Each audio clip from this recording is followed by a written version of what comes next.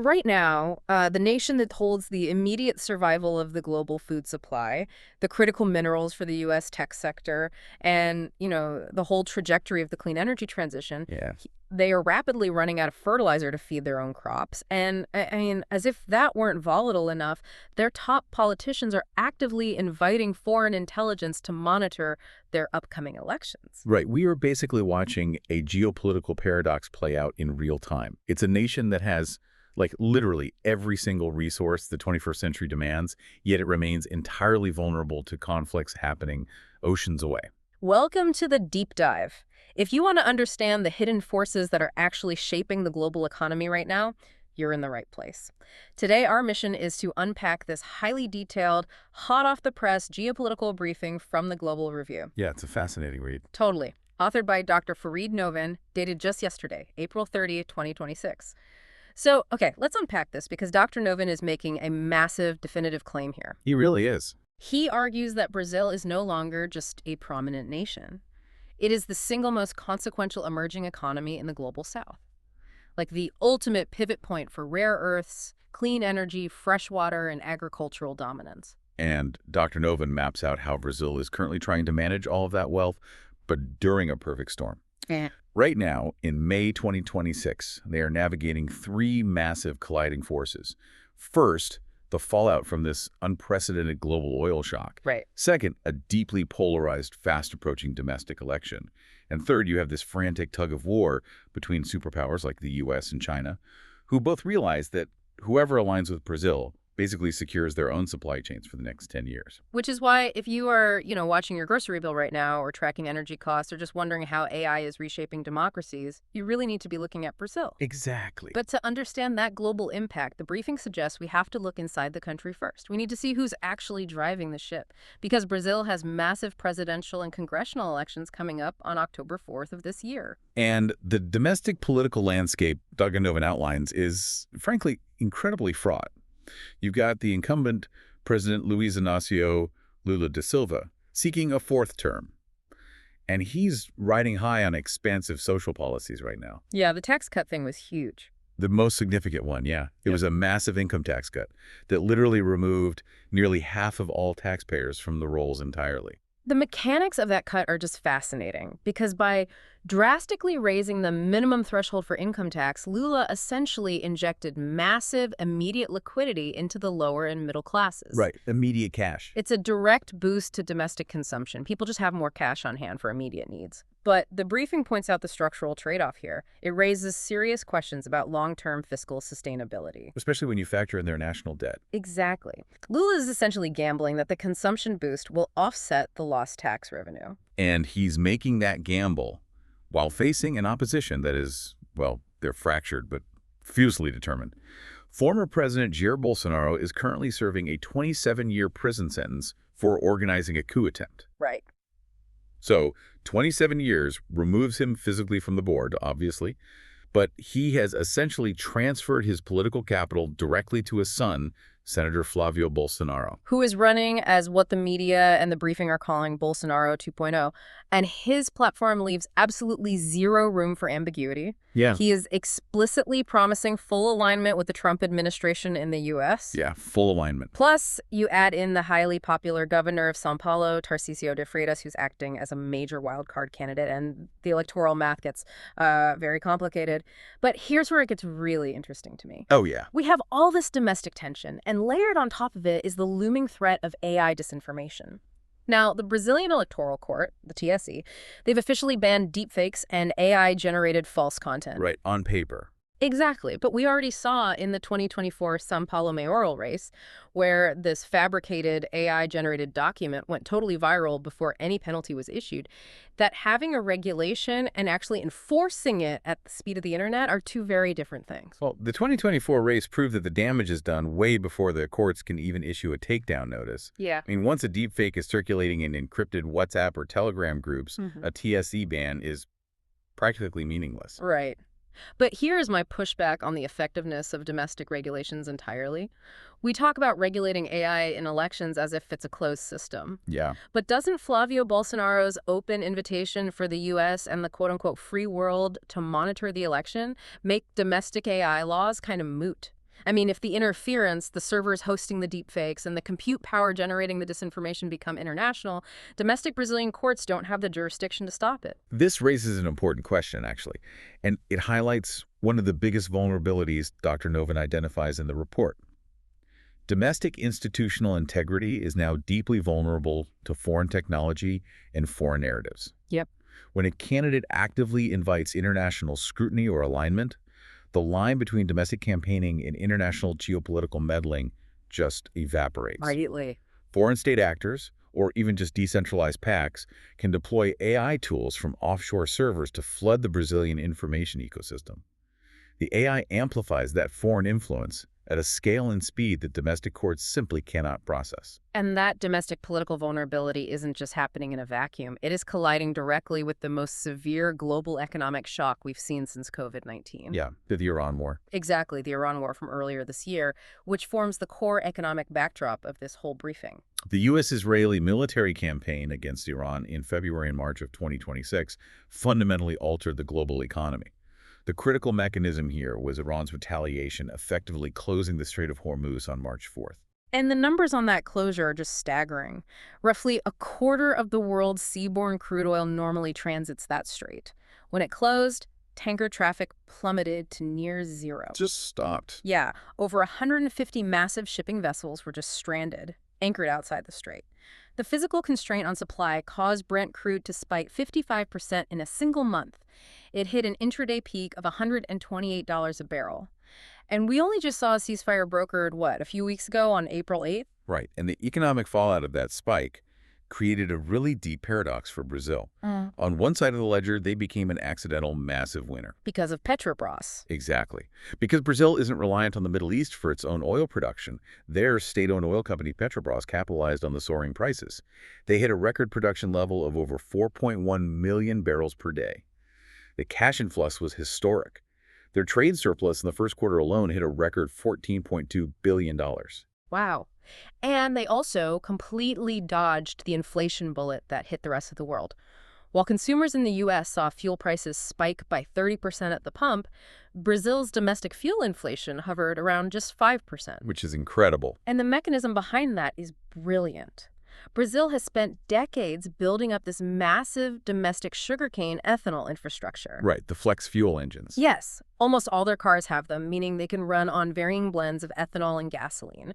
And they have a mandated 30% ethanol blend in their domestic gas. So when global crude prices explode, Brazil has this built-in agricultural shock absorber that insulates its transport sector. But, and here's the catch, that same agricultural sector is where the paradox bouts back. While Brazil has plenty of oil and alternative fuel, they fundamentally lack fertilizer. Yes. Brazil is the world's largest fertilizer importer. They Right. bought around 46 million tons in 2025 alone. And this is the fatal flaw.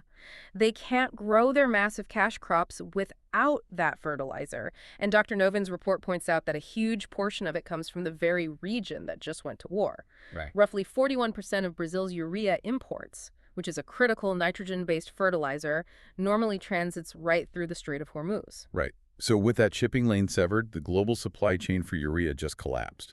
Prices surged 35% in early March, precisely when Brazilian farmers, who were just finishing their 2025-26 soybean harvest, needed to lock in their fertilizer for the upcoming season. Which makes this a global problem, not just a local one. Since Brazil supplies nearly 60% of the entire world's soybean exports, a fertilizer shortage there means crop yields plummet. That sends shockwaves through the global food supply, affecting everything from cooking oil to livestock feed prices worldwide. Absolutely. So if we look at the whole board, Brazil is basically holding a winning lottery ticket with all this unexpected oil revenue, but they're trapped inside a grocery store with empty shelves because they can't grow their own food without foreign fertilizer. That analogy perfectly captures the crisis. And politically, Lula is responding by essentially eating the inventory. Right, because it's an election year. Exactly. He is forcing Petrobras to sell domestic fuel below international market prices to keep voters happy and general inflation low. By subsidizing the fuel, the government is actively depleting the very oil windfall the country desperately needs to pay off its national debt or to invest in domestic fertilizer production. They are burning their lottery ticket to keep the empty grocery store warm. Basically, yes. And that economic vulnerability is exactly why every single global superpower is aggressively circling Brazil right now, because they hold massive energy resources and massive food capacity. The US, China, and Europe all want to pull Brazil into their orbit to secure their own supply chains. Let's look at the U.S. first. Dr. Novin highlights a highly volatile relationship over the last year. In mid-2025, the Trump administration slapped 50% tariffs on Brazilian exports, citing trade imbalances and Brazil's refusal to condemn the regime in Venezuela. Those tariffs were eventually lifted by November, but the domestic political effect in Brazil was profound. Lula's absolute refusal to bow to Washington's pressure made him hugely popular at home. It fed perfectly into his platform of Brazilian sovereignty, but it also shows how pragmatic both sides are, really. Because despite the public tariff fight, they are still doing massive administrative business together. Like just last month, in April 2026, the US and Brazil launched that major program called Disarma. Right, integrating customs. Exactly, integrating customs agencies to intercept arms and drug trafficking. They will clash over ideology in the press all day, but cooperate on border security when it serves both their interests. And that same pragmatism dictates Brazil's relationship with China, which is their largest trading partner by a significant margin. Chinese foreign direct investment is deeply embedded in Brazil's future. About 70% of it is currently focused on green energy and sustainability infrastructure. And the economic dynamic between those two is really complex right now. The incoming Brazilian central bank president noted in the briefing that China is effectively exporting disinflation to Brazil. Yeah, that's a fascinating term. It really is. The mechanism is that China is facing severe deflationary pressures at home weak domestic demand, means their factories are overproducing. So China takes all those cheap manufactured goods, EVs, solar panels, and dumps them into the Brazilian market at rock bottom prices. Right. This artificially pushes Brazil's overall inflation down, which gives the Brazilian central bank the political and economic cover to slash interest rates and stimulate their own economy. It creates a short-term boom for Brazil, definitely, but the exposure is massive. I mean, if China's economy slows down further or their real estate market fully craters, Chinese demand for Brazilian commodities, specifically the soybeans and iron ore that form the backbone of Brazil's export economy, will collapse. Yeah. Brazil's economic health is entirely tethered to Beijing's ability to maintain growth. So, if the U.S. wants Brazil's rare earth minerals to counter China, and China is funding 70% of Brazil's green energy while buying all their soy, how does Brazil realistically keep playing both sides without eventually getting crushed in the middle? Well, if we connect this to the bigger picture, Dr. Novin argues that Brazil is executing a masterclass in multipolarity. The strategy isn't to pick a side. It is to make themselves so indispensable to everyone that no one can afford to crush them. That makes sense. Take Russia, for example. While the West continues to isolate Russia, Russia is utilizing the Hormuz crisis to sell its own potash, ammonia, and urea to Brazil, stepping in to fill that fertilizer gap left by the Middle East closure. Brazil requires the fertilizer to maintain its agricultural dominance, and Russia requires the capital. And Brazil manages these relationships through the BRICS coalition, though a crucial detail from the briefing is that Brazil outright rejected the idea of a formal shared BRICS currency. Yeah, they didn't want any part of that. They prefer to conduct bilateral trade in local currencies. It allows them to bypass the US dollar when necessary, giving them immense flexibility without permanently locking their economy into an explicitly anti-Western financial system. They want the leverage of options without the burden of obligations. Europe is also a critical counterweight in this balancing act. In January 2026, after like 26 years of grueling negotiations, the Mercosur-EU Free Trade Agreement was finally signed. Finally. Right. This theoretically creates a massive free trade zone of 700 million people, linking South America's agricultural output with European manufacturing. But the signing itself was pure diplomatic theater. Lula dramatically skipped the official signing ceremony in Paraguay and opted to stage a parallel summit in Rio de Janeiro instead. And the snub wasn't really directed at Europe. Dr. Novin's analysis points out that the Rio summit was a manifestation of a bitter neighborhood dispute happening right in Brazil's own backyard. Because while Brazil expertly balances global superpowers, relations within South America are deteriorating rapidly. Yeah, with Argentina. Exactly. The ideological friction between Lula and Argentina's new president, Javier Milei, has reached a breaking point. They had a highly public, disastrous blowout at the Mercosur summit back in December 2025 in Foz do Iguaçu. The core trigger was Venezuela. Lula explicitly warned that any U.S.-backed military intervention in Venezuela would trigger a humanitarian catastrophe that would destabilize the entire hemisphere. Right. And Milei essentially took the podium and openly welcomed the Trump administration's maximum pressure campaign against Caracas. Dr. Novin characterizes this as a fundamental, irreconcilable ideological clash. Lula is pursuing a multipolar state interventionist model designed to protect regional sovereignty. But Dr. Novin describes Milei as running a radical market liberalization experiment, actively seeking complete alignment with Washington. And economically, the data shows the two nations are diverging sharply. Milei's shock therapy has managed to drag Argentina's hyperinflation down from a peak of 211% to roughly 31%. But the underlying mechanics of how he achieved that 31% reveal the cost. To kill inflation, Milei effectively halted the economy. The briefing notes that manufacturing capacity utilization in Argentina has plummeted to just 58%. Wow. By slashing energy subsidies and devaluing the currency, Argentina's domestic production costs are now significantly higher than Brazil's. Because Argentina's industry can no longer compete, Milei is now demanding that Mercosur rewrite its foundational rules so Argentina can bypass the bloc and negotiate its own bilateral free trade deals with the U.S. and others. It feels like Lula and Milei are two roommates who fundamentally disagree on how to pay the rent, and now one of them is trying to sign a separate lease with the landlord while actively knocking down the load-bearing walls of the apartment building. That's a great way to put it. And the structural damage to the apartment building is the real danger. Mercosur's power comes from collective bargaining. If Argentina breaks the rules and fragments the bloc, Brazil loses its regional economic shield. When Brazil has to sit down at the table with the U.S., China, or the EU, negotiating as the leader of a united South American bloc carries massive weight. A divided, infighting South America is infinitely easier for global superpowers to exploit and manipulate. Which brings us to the horizon line of Dr. Novin's briefing. With all these volatile elements, a deeply polarized domestic election vulnerable to AI, a global oil shock choking off fertilizer, superpower rivalries, and a fracturing regional alliance, where does this actually lead? The report lays out 4 specific scenarios for the next 5 years, projecting out to 2031. Yes. The first is the baseline scenario, which Dr. Novin considers the most probable. In this timeline, Lula narrowly wins re-election.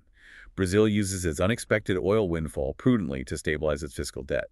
They managed to secure diverse, non-Middle Eastern fertilizer contracts to protect their agriculture, and they successfully ratified the massive EU trade deal, maintaining their delicate multipolar balance. Then there's the escalation scenario. This hinges on a Bolsonaro victory in October. Flavio Bolsonaro implements his platform, realigning Brazil firmly and exclusively with the United States. The immediate mechanical reaction to this is Chinese economic retaliation. Yep. Beijing pulls its green energy funding and halts commodity purchases, leading to massive capital flight from Brazil and the total fracturing of the BRICS coalition. The third scenario is the aspirational one, and it requires immense political will and structural reform. In this timeline, Brazil uses the current fertilizer crisis as a catalyst for total agricultural independence. They invest heavily in domestic green ammonia fertilizer plants. The mechanics of green ammonia are incredible. Instead of relying on imported natural gas from the Middle East or Russia to create nitrogen fertilizer, Brazil leverages its massive hydroelectric and solar capacity. That's brilliant. They use renewable electricity to split water into hydrogen, pull nitrogen directly from the air, and synthesize their own zero-carbon fertilizer. If they achieve that, they eliminate their reliance on the Strait of Hormuz entirely, emerging as the truly indispensable, self-sufficient pivot economy of the 21st century. But the final scenario is the darkest. It's the resource curse. This occurs if the Strait of Hormuz remains restricted well into 2027. In this timeline, Brazil falls victim to classic Dutch disease. Oh, man. Yeah, they make so much money exporting high-priced oil that their currency artificially strengthens. This makes all their other exports, like manufacturing and agriculture, too expensive for the global market. They become entirely addicted to the easy oil revenue, completely neglect their agricultural infrastructure, and let the fertilizer shortage permanently destroy the farming dominance that makes them globally important in the first place. So what does this actually mean for you? Why should you care which of these 4 scenarios becomes reality? Well, Dr. Novin's report makes it clear. The economic resilience of the entire G7 depends on Brazil avoiding that resource curse. G7 policymakers can no longer afford to treat Brazil as a pawn in a proxy war with China. No, they can't. They have to engage with Brazil as a sovereign powerhouse. Because if Brazil's agriculture fails due to a lack of fertilizer, global food prices won't just inch up, they will skyrocket, driving inflation across Europe and North America. And if Brazil feels alienated by the West and pivots solely to China to develop its rare earth minerals, the US and Europe lose access to the essential components required for the next generation of batteries, semiconductors, and green technology. To synthesize the geopolitical reality here, Brazil currently holds the exact cards the 21st century desperately needs: food, fuel, and the minerals for the future. But they are walking a razor-thin tightrope. They have to translate those raw resources into lasting, independent economic power, rather than simply allowing their geography to be stripped and utilized as a battleground for other nations' ambitions. And there is one final, really provocative piece of this puzzle buried in the briefing that we have to consider. We spent this entire deep dive analyzing the mechanics of oil production and agricultural output, but consider the Amazon rainforest. Right. As the global economy increasingly relies on carbon markets to meet climate mitigation goals, the Amazon might transition from an ecological treasure into Brazil's ultimate geopolitical weapon. The question we have to ask ourselves going forward is this: who actually gets to dictate the price of the air we breathe? Is it the global community that desperately needs the Amazon to survive, or the sovereign nation whose borders happen to contain it? Dr. Noven's analysis suggests that when carbon becomes as valuable as crude oil, Brazil will hold the ultimate monopoly. That is a staggering thought to leave on. We started today talking about how Brazil has quietly become the center of gravity for the modern world. What Dr. Noven's briefing proves is that the geopolitical map isn't static. It is actively being redrawn, and the ink flows directly through Brasilia. Thank you for joining us on this deep dive. Keep questioning the unseen forces shaping our world, and we'll catch you next time.